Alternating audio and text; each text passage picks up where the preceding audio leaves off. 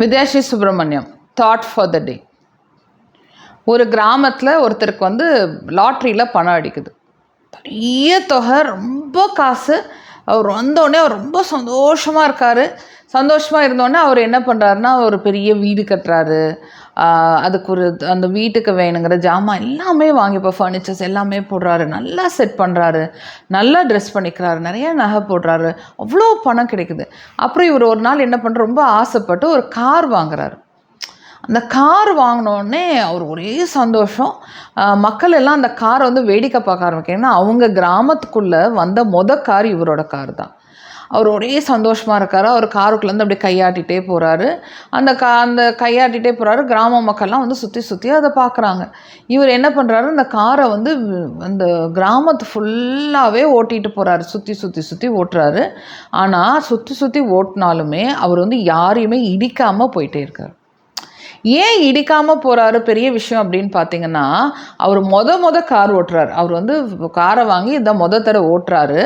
ஓட்டியுமே அவர் ஒழுங்காக தான் ஓட்டுறாரு. மக்களுக்கெல்லாம் ஒரே ஆச்சரியம், என்னப்பா இப்போ தான் கார் வாங்கினாப்புல, இப்போ தான் கார் ஓட்டுறாப்புல, ஆனாலும் இடிக்காமல் ஓட்டுறாப்புலே அப்படின்னு போய் பார்த்தா, அந்த காருக்குள்ளே இவர் உட்காந்துருக்காரு. காருக்கு வெளியில் 2 குதிரையை கட்டி, அந்த குதிரை தான் அந்த காரை இழுத்துக்கிட்டு இருக்கு.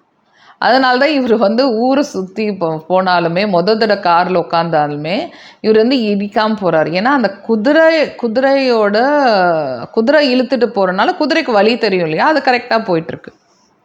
இல்லை என்ன விஷயம் அப்படின்னா, இவருக்கு உள்ளே உட்காந்துருக்கவருக்கு நிஜமாகவே கார் ஓட்ட தெரியாது. அந்த கார் ஓட்டுறது மட்டும் பெரிய விஷயம் இல்லை, அந்த காருக்குள்ளே ஒரு பவர்ஃபுல்லான என்ஜின் இருக்குது. அந்த பவர்ஃபுல்லான என்ஜினோட வலிமை என்ன அப்படின்னு பார்த்தீங்கன்னா, ஒரு 100 குதிரையோட வலிமை அந்த காரோட என்ஜினில் இருக்குது. அந்த வலிமையை என்னன்னு அவருக்கு தெரியாமல், புரியாமல், அவர் அதுக்கு பதிலாக வெளியில் 2 குதிரையை கட்டிட்டு இழுத்துட்ருக்கார். அந்த குதிரைக்கு அதிகமான பவர், 2 குதிரையோட அதிகமான பவர் அவரோட என்ஜின்லேயே இருக்குதுன்னு தெரில. ஆனால் காரை ஓட்ட தெரியாதனால அதுக்கு அவருக்கு கவனம் தெரில.